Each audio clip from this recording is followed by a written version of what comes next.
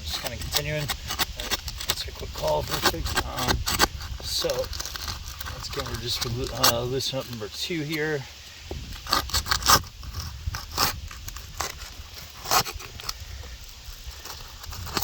All right.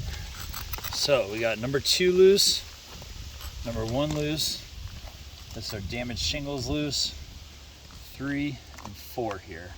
So we can basically remove all this. Flat bar.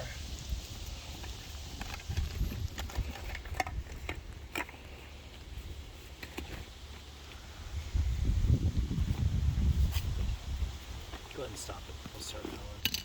All right, so we now have all of our shingles loose here. So what we're going to do is we're going to remove our fasteners so we can remove this shingle completely. So I got my first one right here.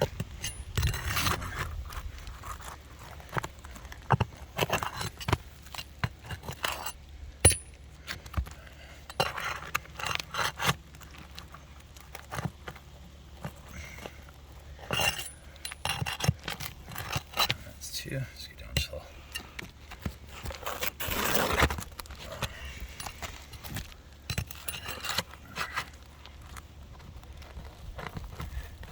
Third shingle, or third fastener.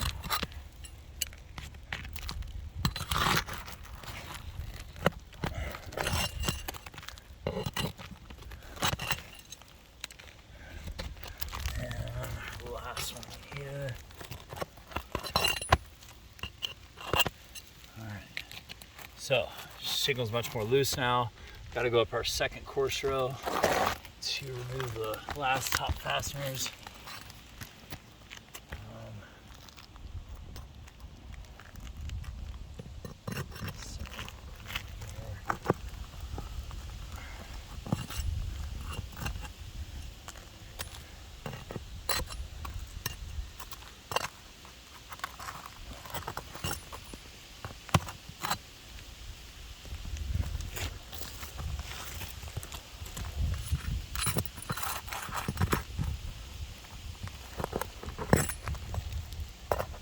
All right, so just take note, this one did while trying to remove it, did tear through the fastener nail head, did tear through the shingle. So once again, just trying to be careful as we can, not to do any other additional damage by swapping the shingle out.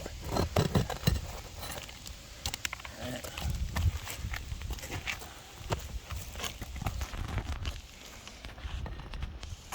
There's the next one.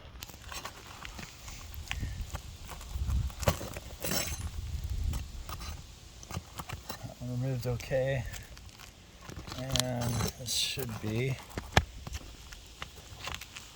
2 more.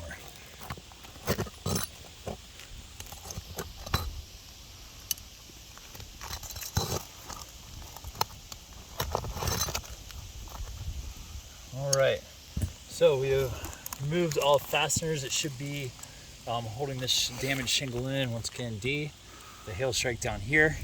Should just slide right out. So I do this one.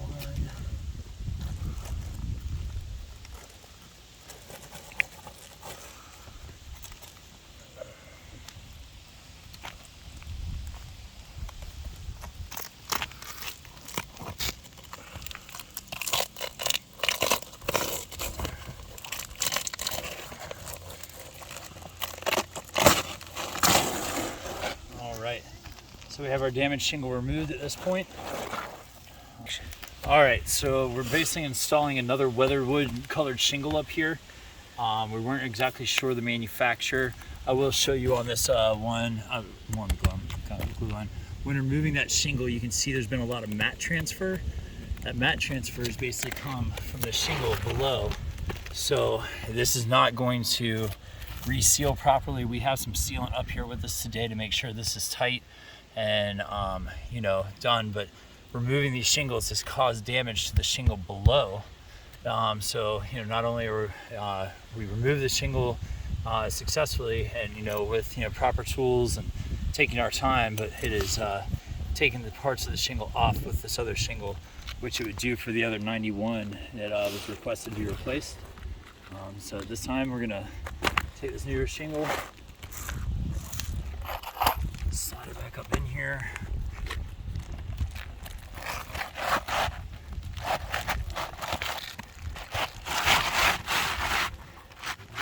so it fits. We can see the color's a little different here, just due to fading and different things like that. But this is a weathered wood that basically all major shingle manufacturers make. Let's try it.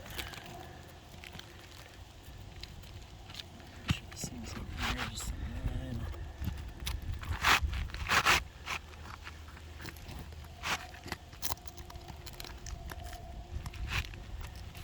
All right, so we've got the shingle set in place now. Now what we're going to do is we have to lift these other shingles above it to put in the nail, the fasteners properly. We're going to do our best, you know, to not turn them up too much. We do have to turn them to a proper angle where we can strike the new fastener in. So once again, just taking our time not to do any additional damage.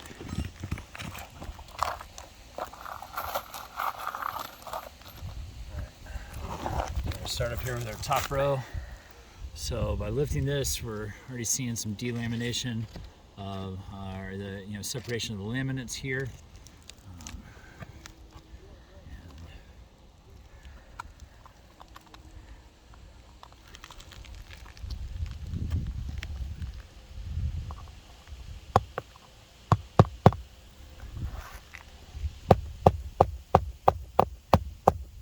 All right, so first fastener in, so making sure it's in line.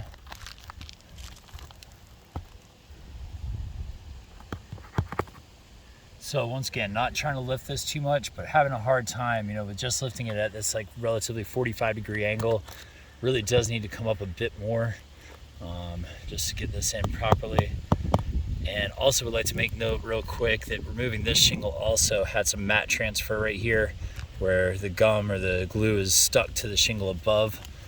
It's going to make it so these shingles can never reseal properly. Right, so we got our second fastener in there.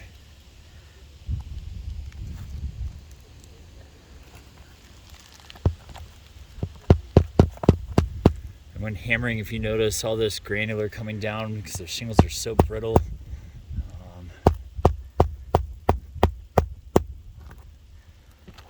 3.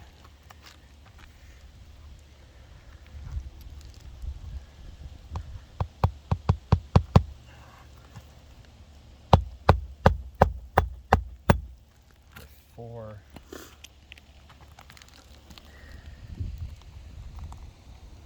Once again, a little mat transfer here, so I'm coming off just to the side of it, still on the nail strip.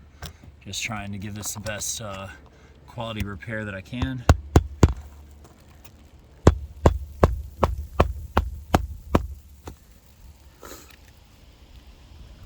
And last but not least, we're going to come in.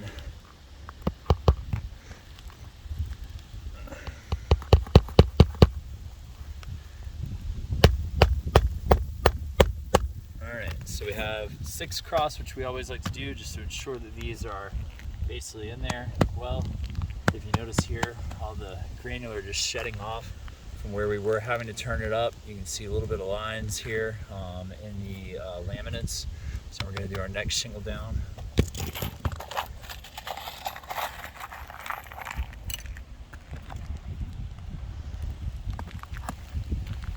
All right, so starting off here in the nail strip, once again trying to stay within the least amount of an upturn as possible for these.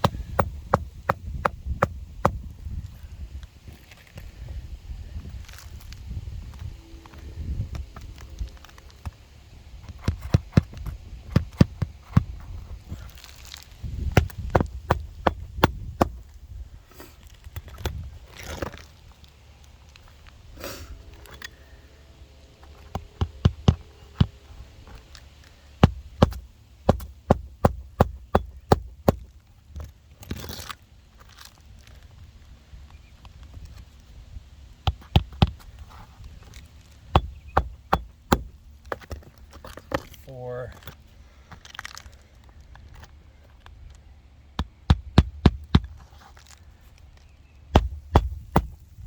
5. And last but not least, we'll hit one here on the end, still staying within this nail strip. And if you look, got it at about a 45-degree angle right now. I mean, there's practically no way to be able to put this in at 45 degree like Hag has standard set. Got to go up a little bit higher.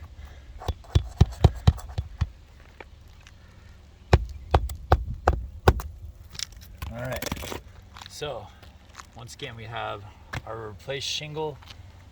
We have 1, 2, 3, and 4. It did have some mat transfer on this lower shingle as well, which we will reseal. It is starting to seal back already a little bit, this newer shingle, but with these missing gaps right here, it's just not going to make the proper contact it needs to. So we're going to fill these in to make sure that we have something sound. But doing 91 shingles of this up here, you know, having lifting, we've got your laminates that are coming undone. We're getting crease lines, we're getting granular loss that's coming off as well. I really just don't feel that, you know, replacing 91 shingles up here and all the box vents that are damaged, which only 6 were on the paperwork, is going to make for a sound roof. So we appreciate your time. Thank you very much.